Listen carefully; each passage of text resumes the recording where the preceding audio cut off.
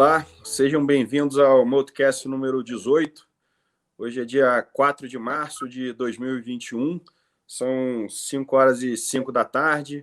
Meu nome é Adriano Leite, eu sou responsável pela área comercial da Multi. Junto comigo, como de costume, eu tenho o Luiz Paulo Aranha e Cássio Bruno, que são os gestores da Multi. Bom, vamos começar aqui. Eu acho que foi um mês aí, né? Mês passado e o começo desse mês aí, bastante coisa acontecendo. Acho que tanto no cenário internacional quanto no cenário local. Vamos falando primeiro do cenário externo. Eu vou chamar o Cássio aqui para participar da conversa.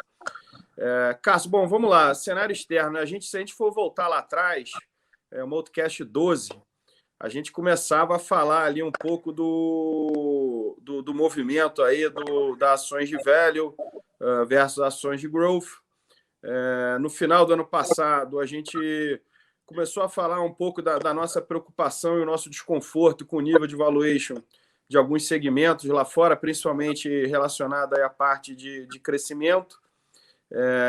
Isso vem predominando aí, acho que acentuou nessas últimas 2 semanas com a subida da Treasury, né, o título de 10 anos aí dos Estados Unidos. Essa discussão aí vem se tornando aí mais latente, né? Então, eu queria que você falasse um pouquinho aí da visão da Multi, ligando um pouco ao quadro de vacinas, né? Porque está completamente ligado, perspectiva da economia americana, mas global como um todo, aí incluindo a China, e o valuation, ou seja, o preço dos ativos, né? E, obviamente, também falando da liquidez, né? Que ainda está extremamente elevada, com mais esse estímulo do governo americano, aí, do cheque para o cidadão americano. Como é que você pode resumir isso tudo aí para a gente?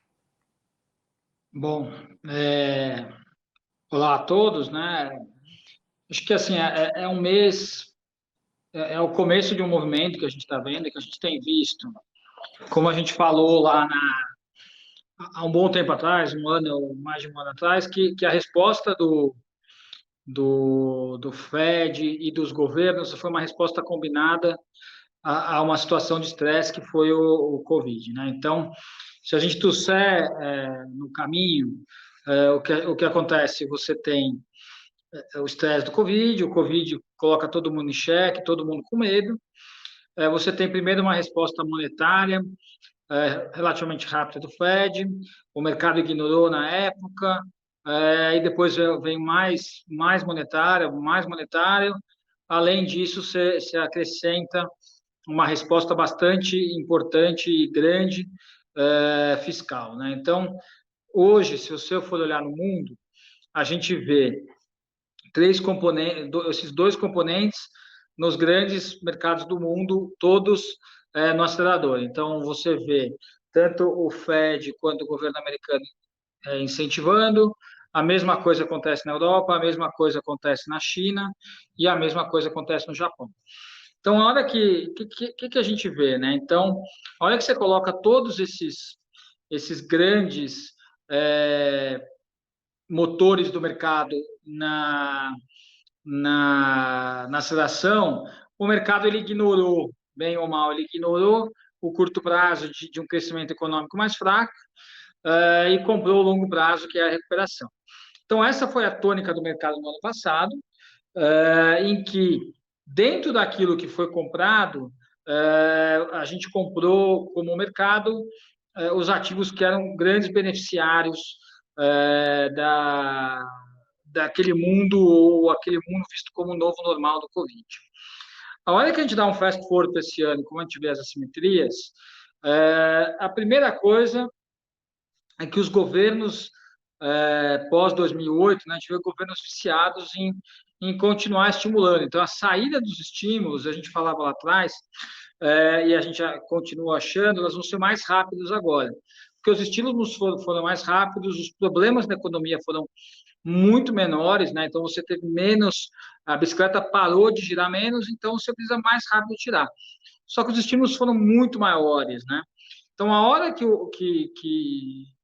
o mercado achar que acontece uma coisa ou outra, uma coisa é o Fed atrás da curva, né, o que a gente chama de behind the curve, em que ele tem que subir os juros forçadamente pelo mercado, porque a inflação subiu e as treasuries longas subiram, esse é um cenário de mais cautela, que tem um rotation grande, e a gente vai explicar o que a gente acha que vai acontecer. Ou na outra ponta, as coisas indo normal, a economia volta a crescer, vacinação acelera. Também nesse cenário, a gente espera que os bancos centrais ou governos devam segurar um pouco. O que está acontecendo agora é que, embora a vacinação esteja acelerando, tanto o governo americano quanto o Fed estão no full throttle. Então, eles estão acelerando, estão com o pé no fundo. E aí, o que acontece é que o mercado começa a questionar a inflação. Aí, você começa a questionar a inflação, questiona bem ou mal a taxa de juros de 10 anos, 30 anos, e aí a terceira consequência começa a questionar os valuations das empresas de crescimento econômico. Então, a gente está nesse momento agora, é um momento ainda para saber de indecisão. Hoje teve uma decisão da OPEP em que eles decidiram não aumentar a produção, então mais 3 meses em que se não aumenta a produção, e o petróleo subiu lá dos 45, 40 dólares no meio da crise para quase 70 dólares hoje. Então, o cenário de inflação está montado no mundo, o mercado provavelmente vai questionar isso, aí se vai dar, não vai dar, a gente vai ver o tamanho do movimento. Mas isso já fica um grande rotation que a gente começa a ver nos mercados. Isso tem algo como 15 a 20 dias. A gente acha que esse movimento ele é um movimento que tem mais perna.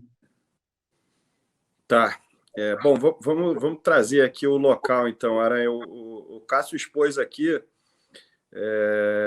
que esse ciclo aí que vem desde 2008, ele está, enfim, com cara aí, pinta e cheiro aí de que está se exaurindo, né?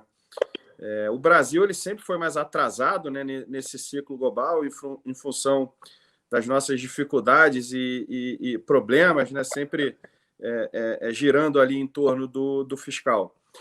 Esse ano a gente, se for pegar aí, principalmente em fevereiro, a gente está vendo, na verdade, um agravamento na situação da pandemia, enfim, possivelmente, né? Possivelmente já está acontecendo aí lockdowns,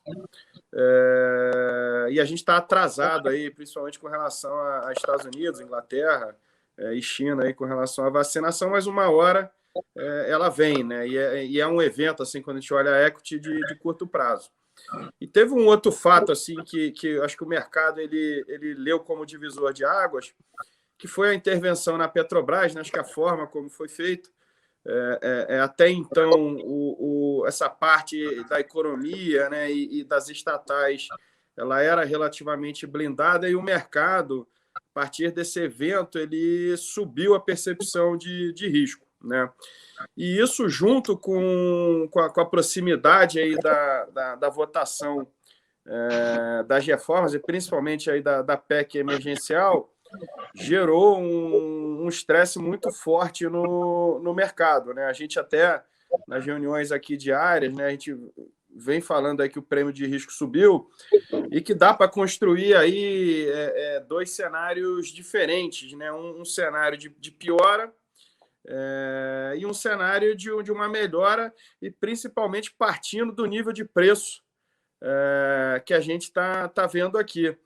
Como é que você conecta essa piora aí de cenário? O que eu acho que é muito importante, que é o nosso papel aqui, separar o ruído do estrutural e do fundamento, né? E conectar isso tudo com o que o Cássio falou, que o global sempre afeta a gente aqui. Pois é, Adriano, o que teve uma mudança bastante significativa em relação aos mercados, né? Que o Brasil, como a gente vinha falando nas nossas cartas, né, e nos podcasts, a gente passava por um período de complacência, em que você tinha um juros muito baixo no mundo, e aqui a gente surfou essa onda, né? Mas com um avanço muito pequeno, né, no endereçamento da questão fiscal, e no ano passado a pandemia colocou isso tudo a perder, né? Então o Brasil ele ficou muito para trás no ciclo no contexto global, né? principalmente, né, quando a gente falava do contexto do velho versus growth, o Brasil é um ativo que se beneficiava muito desse rotation, né? E na hora que entrou esse movimento no ciclo global, o Brasil ele não conseguiu se beneficiar muito por uma questão interna, né, que adicionou muito risco na continuidade do ajuste fiscal, né? E o que acontece é que o mercado, como ele o evento que causou a saída do CEO da Petrobras causou uma insegurança muito grande. Mercados não gostam de inseguranças e imprevisibilidades. Ele aumentou muito o prêmio em relação à sustentabilidade fiscal do Brasil e empinou a curva, e a gente vem vendo, né, uma inflação, e o câmbio, que é a variável de ajuste mais rápido, também corrigiu. Então, o mercado ele ficou com muito mais prêmio, né? O problema é que a gente já vinha de uma situação muito descontada e que se exacerbou esse movimento, né?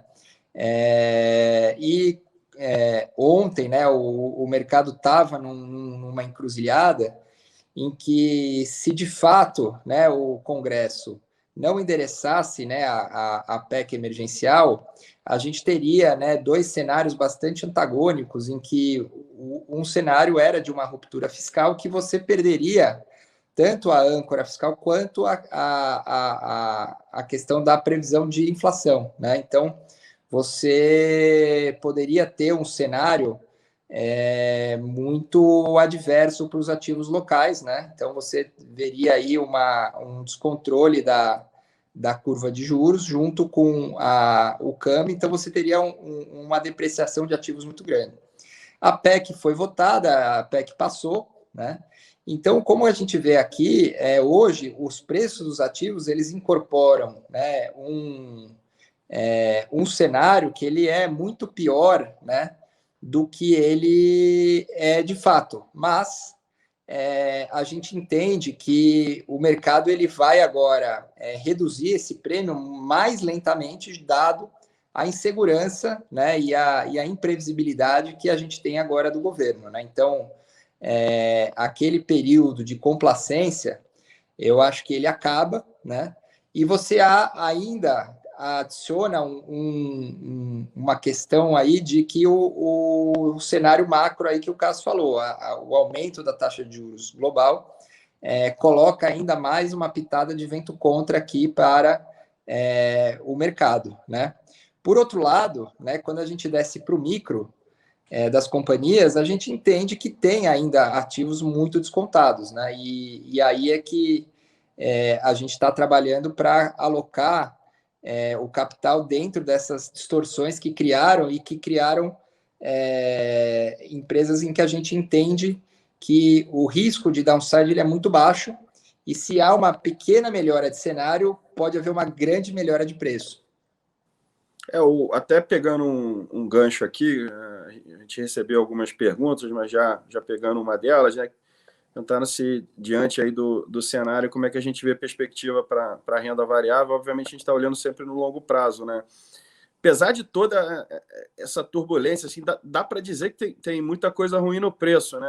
Eu não vou entrar aqui no específico do micro, que eu vou deixar para a última parte, onde a gente vai abordar alguns cases aí, como Petrobras, por exemplo, que a gente tem na carteira, mas assim, olhando o conjunto da obra, a gente vê assim, que você teve um grupo de ativos, um pequeno grupo de ativos, que vem muito bem nesses últimos 6 meses e continuou aí nesse início de ano, janeiro, fevereiro.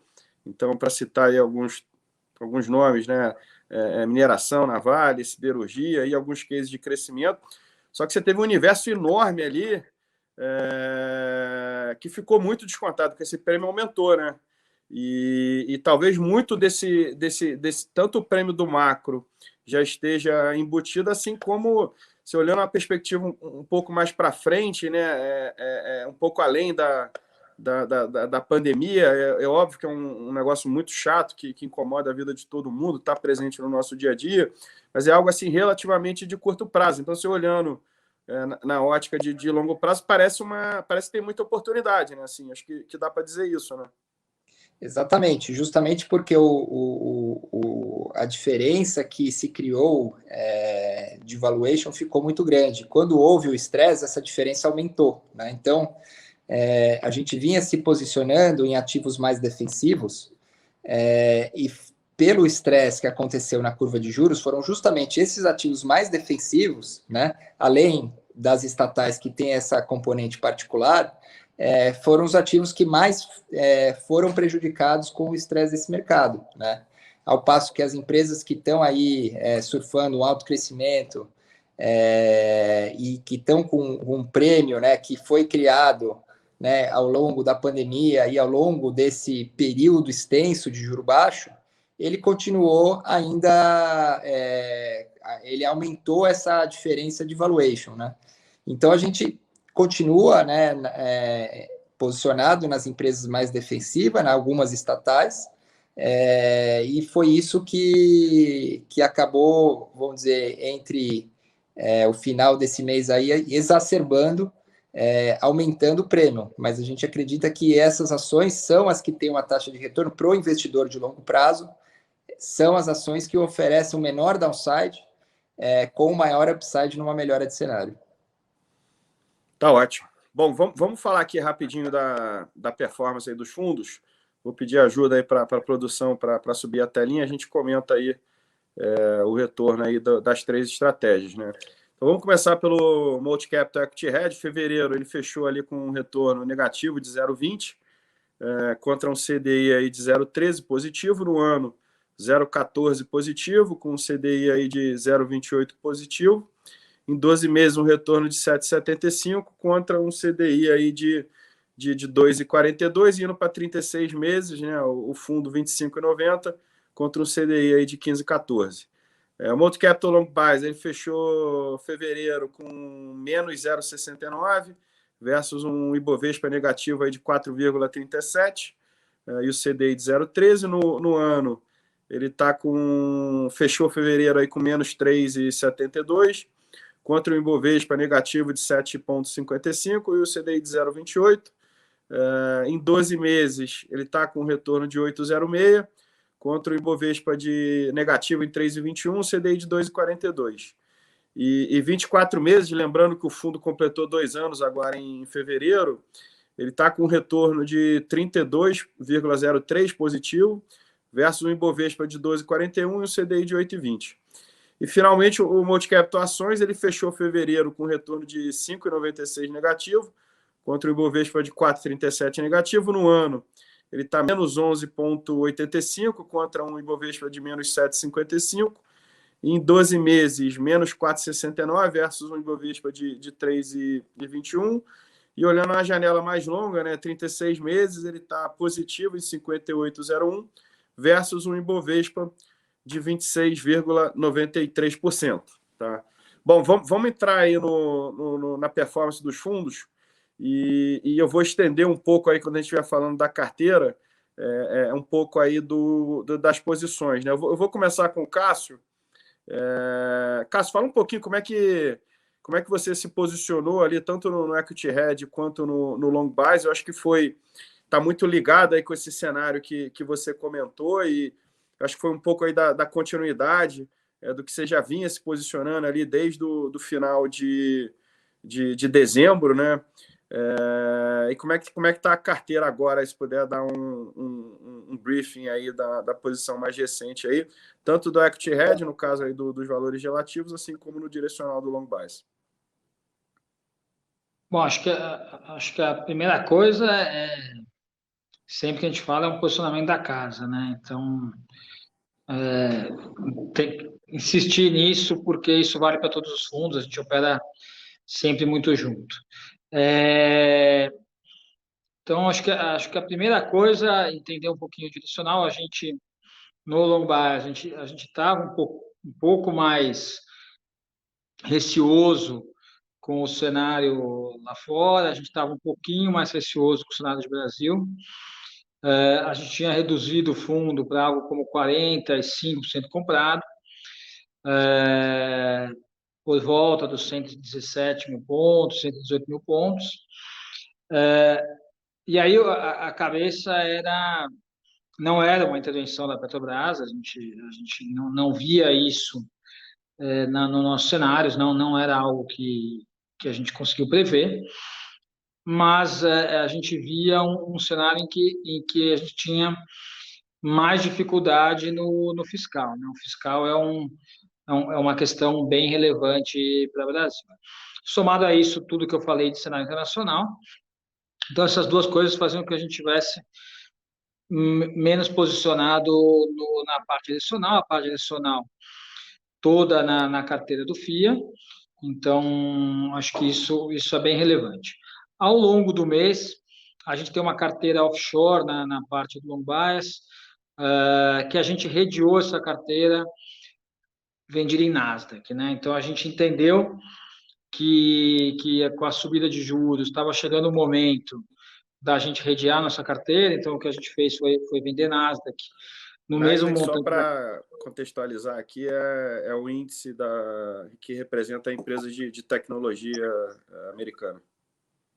Então a gente vendeu o Nasdaq em cima da nossa carteira offshore, para proteger ela numa eventual realização ou numa eventual mudança de paradigma. A gente está, nesse momento, numa encruzilhada para saber se a gente vai realmente mudar os valuations de patamar ou se é algo que é temporário, é uma realização. A gente acha que essa vez tem uma probabilidade bem maior de ser uma mudança de patamar mais longínqua e mais expressiva. Então, a gente preferiu redear a carteira e toda a parte de long short da carteira internacional, ela é uma carteira bastante posicionada nesse rotation de empresas muito, muito caras por empresas não tão caras ou em muitos casos, muito baratas. E aí, já na carteira local, o que a gente está vendo aí, tanto no long short quanto no FIA, long short, obviamente, são pares mais intersetoriais, mas a gente tem visto alguma dicotomia, uma má precificação de uma quantidade muito grande de ativos. A gente gosta de falar aqui, algo que a gente fala bastante, que é a bolsa mais barata e mais cara que a gente presencia em muito tempo. Então, tem um conjunto de ativos muito baratos, independente do cenário, se é juros de 2 ou 7, tem muita gordura, e outros ativos muito caros, assim, que realmente a gente tem muita dificuldade de justificar no valuation. Então, a gente precisa justificar numa história, ou num crescimento infinito, eterno. Então, esse ajuste, a gente acha que ele deve ocorrer ao longo do ano. A gente vai tradear isso, vai ficar maior, vai ficar menor, mas a gente na carteira internacional é bastante posicionado nisso, nas carteiras locais menos. A gente vê uma série de empresas que a gente gosta bastante, são empresas que são capazes de repassar a inflação com pouca percepção do consumidor, né? A Petrobras, obviamente, a gente viu no limite o que foi uma intervenção governamental por conta de uma inflação natural do mundo, né, que a gente está vendo, falou lá no cenário internacional. Então, ali causou uma intervenção. Mas, em outros casos, a alta de preços, ele causa questão de demanda, né? Então, o setor que a gente acha que pode ter uma questão de demanda bastante importante é o setor de veículos, né? Então, está subindo muito o preço de carro, tudo que tem aço está subindo muito. Então, ali a gente vê algum risco de demanda. E a gente vê as companhias com repasse de preço mais forte como muito poderosas nesse cenário. Então, esse é um plano de fundo. A gente tem bastante casos que são nessa linha. E aí, outro ponto que a gente vê é como o mercado deveria precificar relativamente variáveis específicas. Então, tem empresa que passa GPM, outro passa especial, o mercado não conseguiu colocar isso. Ou tem uma empresa que é custo dólar e receita IPCA. Então, tem uma série como os movimentos macros foram muito grandes, a gente percebe que o micro foi muito mal interpretado ainda, né? E, além disso tudo, a gente vai passar por uma por essa PEC, né, ela passando do jeito que passou no Senado, tem alguns impactos, principalmente de imposto, que a gente precisa entender ao longo do tempo, mas tem esse impacto. E, por fim, não menos importante, a questão do que a gente fala, que é o share of wallet das pessoas, ficou muito concentrado em bens esse ano. A gente acha que com a vacina, as coisas melhorando, óbvio que a gente no Brasil está no auge da pandemia, mas a vacinação está chegando, a Johnson foi aprovada, a gente vai fazer Sputnik, bem ou mal, o governo a trancos e barrancos vai conseguir comprar algumas vacinas, a gente vai ser um retardatário, mas vai sobrar vacina maior no mundo, então a gente vai participar disso do que está acontecendo lá fora também, em que as pessoas vão comprar o que elas estão mais reprimidas em termos de demanda, que são as experiências. Então, a gente tem que, olhando para frente, que é o que a gente faz, estar bastante atento nessa mudança de share of wallet, que é o quanto que a pessoa gasta em cada uma das coisas, saindo dos bens, indo para experiências e serviços, né? Então, um indicativo que a gente gosta muito de olhar é o ISM de serviço contra o ISM da indústria, tá? É uma maior divergência em 20 anos, assim, que é a série que a gente olhou. Então é importante olhar isso. Tá bom. Aranha, vamos falar do FIA. Eu vou dividir aqui a conversa em duas, tá?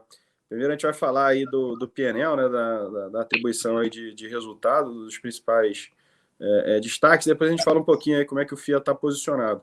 Então, se a gente pegar esse ano, basicamente aí o que contribuiu negativamente foram as estatais, né, principalmente a posição em Petrobras. Vamos pegar esse primeiro tópico aí, né? Como é que está a visão da casa, especificamente com relação a Petro? Como é que a gente viu o evento e o que a gente vê daqui para frente? O que eu acho que é legal você dividir também aqui, falar um pouco assim de percepção de valor, né? Como a Petro foi negociada há 4, 5 anos atrás ali, quando ela tinha uma governança ainda muito complicada, enfim, e como ela está sendo negociada hoje em dia, para a gente dividir aqui também um pouco essa questão de downside e da assimetria que a gente está enxergando.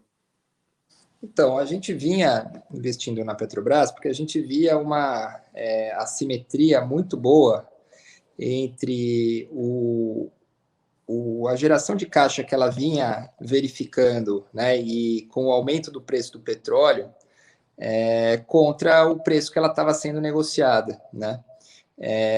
E a gente estava investindo e a gente estava num momento muito propício, dado que você vinha aí com esse movimento global de melhora de final da pandemia, melhorando, né, a atividade e o preço do petróleo também subindo, né? Então, o que, né, nos justificava tá bem convicto com a posição, né? No momento em que o governo, né, coloca toda essa incerteza, né, obviamente o mercado sai com as lembranças do que aconteceu há 3, 4 anos atrás, em que a empresa estava praticamente quebrada e tinha um balanço muito mais frágil e um contexto global muito pior. Então, o que a gente viu é que o movimento de saída dos investidores pela questão de governança e vamos dizer, do medo de você ver o fantasma de como que era a empresa há 4, 5 anos atrás, ele é muito reduzido agora, porque você tem uma série de barreiras, né? Tanto de governança, quando aprovada a lei da estatal, quanto que ainda, na prática, não foi mexido, né, de fato, na precificação do combustível. Você aumentou o risco, né, de que isso possa ser mexido, mas isso, de fato, ainda não foi. Então, a gente preserva aqui nas nossas contas, né, a geração de caixa da companhia, né? Então, a gente vê que a empresa possui uma geração de caixa robusta. A gente não colocou aqui um desconto em termos de balanço e geração de caixa. Agora a gente vai colocar um desconto, né, no descrédito que tem vamos dizer, a companhia perante os investidores, né? Só que aí, quando a gente compara como ela foi tradeada nos outros ciclos, em que você tinha governança e uma companhia numa situação muito pior, a gente vê que não se justifica, né, a empresa estar negociando nesses patamares, né? Você pode ter uma contra-argumentação de que, mas isso pode piorar muito. De fato, pode piorar muito, mas a gente não consegue enxergar no exíguo prazo de tempo, que é mais ou menos aí um ano e meio que você vai ter entre hoje, né, e o próximo período eleitoral em que tudo muda no Brasil, condições para que você deteriore toda essa geração de caixa da companhia, né? Então, para o investidor de longo prazo e para o investidor paciente, a Petrobras oferece hoje uma rara oportunidade, né? E então a gente vê que existe ainda, né? E essa até a própria queda no preço dos papéis, com essa a resposta que o mercado deu, a resposta que os conselheiros estão dando, é uma salvaguarda de que não é tão fácil você interferir na companhia como era no passado, né? Então a gente vive hoje um ambiente melhor, a gente vê um balanço da companhia muito mais sólido e muito mais resiliente, e a gente vê ela sendo negociada num desconto muito maior do que ela foi negociada no passado. Então, a gente, apesar de ter sofrido bastante aqui no curto prazo, a gente não vê justificativa para vender esse ativo e alocar capital em outra companhia. A gente manteve a posição em Petrobras e continuamos. Agora, essa é um ativo que contribuiu bastante para o retorno negativo aí desses primeiros 2 meses, que foram, basicamente, não só essa intervenção na estatal, ela também teve um efeito em todos os outros ativos, né? E um efeito mais direto nas estatais, que são as estatais que a gente tem principais, né? Que é a Petrobras, o Banco do Brasil e a Eletrobras. Tá. E só para fechar, que é uma pergunta aqui que fizeram também, mas só para dar uma atualizada sobre a Oi, né? Que também está com bastante volatilidade. Se puder falar um pouquinho aí do status, enfim, da nossa visão daqui para frente. Então, a Oi foi um ativo também que sofreu uma correção importante. Teve aí, né, a gente está num processo de venda de ativos, a empresa passa por um processo ainda de recuperação judicial, né? Só que quando a gente olha para o longo prazo e vê que a empresa vendeu os ativos móveis e está no processo de vender a empresa de fibra, a gente vê que a companhia sai, né, no próximo ano muito menos alavancada e com um ativo extremamente valioso, né? E que a gente está vendo, né, a comparação, tanto Vivo quanto TIM estão se desmembrando desses ativos de fibra, estão vendendo a preços muito altos, pelo valor estratégico e pela capacidade de geração de caixa futura que esses ativos têm, né? E a gente vê que a Oi tem um ativo muito maior, porém mais complexo, mas que você ainda vai continuar sendo dono de um stake econômico importante desse ativo que vai ser vendido, e a gente vê que existe ainda, né, uma simetria muito boa, apesar de ter um risco de execução, porque hoje ainda é uma empresa que está fazendo investimento e está tendo uma geração de caixa negativa, né? Então, existe aí um risco de você ter, por exemplo, um evento de crédito no mundo que aumente os spreads, isso vai aumentar o risco da companhia, mas a gente entende que se paga muito pouco por um ativo que possa valer muito mais e ter uma capacidade de gerar caixa muito grande no futuro próximo, né? Então, a gente também continua com uma posição importante, a gente não aumentou, a gente tem uma posição já grande, e ela também foi, depois das estatais, foi um dos ativos que não contribuiu mais negativamente para o retorno do fundo. E ao contrário, né, tivemos poucos ativos que contribuíram positivamente para a carteira, né? E os ativos que mais contribuíram foram os de proteínas, apesar de estarem atrasados no ciclo, né? Então, as commodities todas subiram muito, né? E as proteínas ficaram para trás.